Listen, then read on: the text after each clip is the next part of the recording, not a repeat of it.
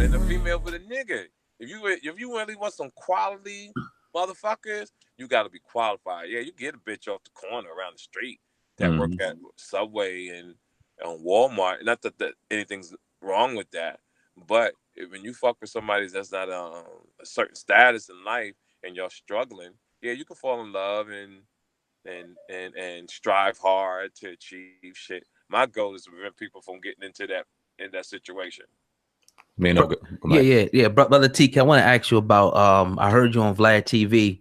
You was kind of getting into the podcast, the game and how you got started in that. And Taxstone, before he was locked up, he was one of the top, podcasters out there. I was actually listening to him, when he brought Meek Mill on, and that was one of my favorite shows right there. So, what do you think about, because in the Vlad interview, I wanted it to go long. I wanted you to expound more on that, So could you speak on, the podcast game right now and, how, people can get into it like us and other people who are young and hungry out there? Well, the thing what people don't know about the podcast business is anybody can have one, but can you make money having one? Everybody don't know the knowledge and the history of the podcast. What you got to know to get the paper. You got to know what type of numbers you got to have downloads, which has got to be 10,000. You have to have over 80,000 unit subscribers. You got to have 80,000 people subscribe. Once you have those numbers, your salary can go. You can start making money from 150,000 to 200,000 a year, because advertisers want to advertise on your show for commercials, and that's the thing. Now people have to promote. You got to get out there and bust your ass, advertisement, and talk about your shows. But if people could pull this together, think about it. You could work a regular job, come home, and get like how you're doing now and make the money. Mm-hmm. I just got lucky in my situation. My situation was they had me on the Breakfast Club. The numbers were so high that as soon as I got up the air, like a couple of days later, they was like, yo, can you do this? I made them wait a year because I ain't want to do that shit. I'm a busy dude. Like, I'll tell you straight up. I'm like, I ain't doing that corny shit. All that shit to me, y'all doing, it was corny to me. Mm-hmm. Because I even said the shit was an iPod. I didn't even know how to pronounce the shit. I still don't know how to pronounce it sometimes. Sometimes I say pod. I think it's pod. Sometimes I say iPod, and it's that's what I was calling it first, iPod. It's funny you say that. Now, do you think because of that it's a YouTube podcast in particular don't get taken as seriously as some of the podcasts that maybe transition into iTunes and things like that? Why don't you see a transition when it comes to YouTube podcasts as opposed to your traditional iTunes and things like that in the audio podcast? I think everything, if you start now, eventually it's going to cross over. That's the thing. Some things don't blow up right away. It has to grow. But what you guys are doing now, you may not see the results that you want now, but if you do this and stay at this game 10, 12 years, I know that sounds long, but 10, 12 years is going to come, whether you doing this or not, it's going to come. And you stay on your game, eventually you're going to hit the home run and get the money that you deserve. It's just that nothing comes easy, Definitely. Facts. Well, I mean, you definitely, in the short time that you've been up, Hip Hop News Uncensored, sitting at over 380,000 subscribers and doing the numbers we do in a short time we're doing it is very humbling. But Brother TK said, like you said, man, this is a grind. We can't expect something tomorrow. Can't expect something next week. This consistency is what matters in this situation. Yeah, and let me explain to you what I mean. When you say you got 380,000 subscribers for YouTube, right? Yes, sir. Yeah, so you got to have 80,000 subscribe to your podcast is different. Right. And I just want to let you know that so the people who are listening. It's right. Not. It's a difference. You got 1 million YouTube, but they don't give a fuck. You got to have 80,000 actually at the podcast subscribe to the actual podcast. I figured that. Right. Yeah, definitely. Gotta have. Okay, nothing wrong with that. Yeah, definitely. So I want to talk about SamAnt was actually telling me, I didn't even know this. He said you broke a few comedians, like you brought Mike Epps, and I think who was the other brother you said that he brought? You Godfrey.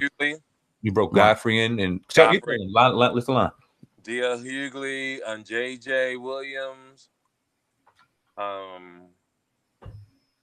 man, the list is long, bro. How did you get into that breaking talent and breaking comics and things like that? Well, when I started out with NWA, my comedy was so raw that people didn't really understand my comedy in the 80s because I was hitting them motherfuckers hard with my shit. Mm-hmm. So then there was a guy who called me named Bob Sumner and Tina Graham, and they was the talent coordinators for Def Jam. And I was the first person that they called to do Def Jam.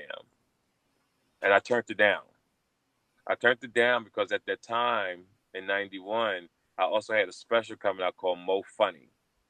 Mo Funny was a documentary of rising comedians, but also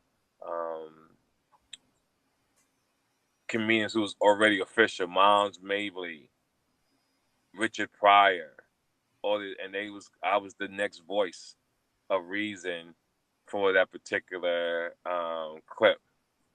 So when I saw that people didn't really understand my set, I had a plan. The plan was to get Mike Epps. I saw him. I was putting a team together. I was getting Godfrey. I was getting JJ. Then I had Anthony Michael Hall, the white actor.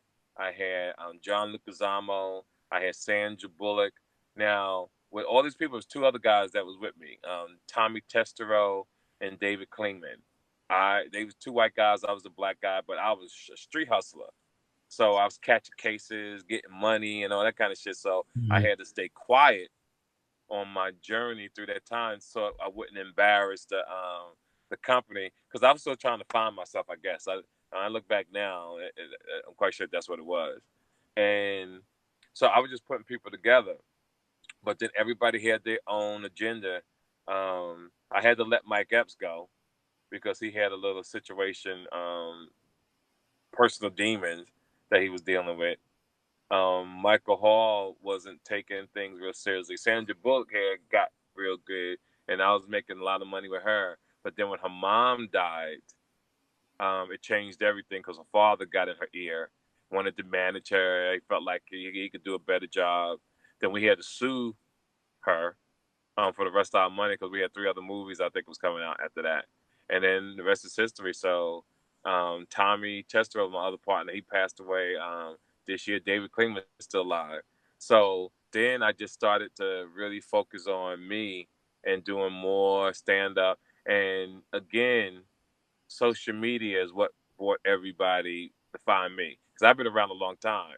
But more people know about me now than ever before because of podcasts, because of people like you, because of the Breakfast Club, Brilliant Idiots, Lip Service, etc. So I'm glad that I'm getting opportunity to do what I need to do, but I miss stealing Kit Kats sometimes from Walmart. You know, I used to walk in there and eat Kit Kats and eat chicken wings while I was shopping. Because I used to tell people that I was when you shop, you're hungry, so Right. I gotta eat to have strength to go down them aisles. So I don't do that no more. Well, you a Jersey cat, right? You moved from Jersey and to Cali, I believe. What's your story? Yeah, I went from Jersey City to Arizona State. I was on a scholarship, track and field. Then I went to California, and then I got my master's degree. And I was just really going through something in the 80s. I was robbing banks and shit, and just doing. But I wasn't rolling with no gang. It was just me. I was just shit. I was hustling. My family is out of Philadelphia, so Junior Mafia. We was out here doing. I was a college kid, but really was really getting money. Still trying to find myself at the same time. And after I went through all my lessons, I had the character that was needed to survive.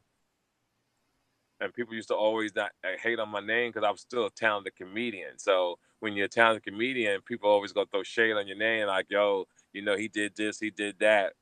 And I'm glad I was able to get on the Breakfast Club to really be the first to tell people about that story, about me robbing Suge Knight, about me robbing Puffy, about me robbing Eddie Murphy, that you could hear from my side and to know that it was done when I was 19, 20-something years old. Most of you guys wasn't even born in 85, 83, 82, 91. How old was you guys in 91, 92? I was like 6. I was 9. Right. So this happened when you were 6 and 9 years old, fellas. So Do you think that's why you're not recognized as one of the elite comics today? Because I mean, God and I, our comic bag is deep. Like, we appreciate the ones that don't get recognized, the Lavelle Crawfords, the Godfreys, the Corey Holcombs. I love all of those, the people that really don't get recognized. And when I think of TK Kirkland, I think of one of the funniest motherfuckers out in the game. But you see Kevin Hart's and the Cat Williams and but everybody knows that I'm really that guy. It's based on your mindset. My mindset is that I don't have to be certified to know that. Like, I got a great living, and like I said, if people do the kind of man I am, what I was worth, and how I moved, they would be really blown away. But I'm really from that old cloth where we move in silence. We don't have to be on Instagram or any type of social media showing money, showing cars, showing your house. I mean, I live very, very comfortable. Like, even back in the day when DL used to come to my house, they was blown away in the 80s about how I was living. So I'm one of the guys, I'm one of the best who ever did and got away with it. I just really stay low key and do what I need to do and not get caught up in the childish behavior that's out here in the world now with hating, going back and forth, talking about each other, being petty. You know, I really want to be a man's man for you young guys, to let you know you can be a man out here in this world. You ain't gotta be no soft nigga. You ain't gotta move in with no female. You really gotta have your shit together, have your mindset right, leave generational wealth for your children, and really have something, really know something about yourself. Own property. Like, a lot of people, y'all don't own. A lot of us Afro American, we don't own property, yo. We don't own shit. So I want to teach people how to own property and have a good head on your shoulders and fuck different women in Italy. You guys ain't never had pussy in Italy. I'm looking at you. You know, you ain't never had pussy in Germany, you know? Not yet. I'm looking at you, you know? I'm looking at your skin tone. You're getting local pussy and shit, you know? That's funny. Yeah.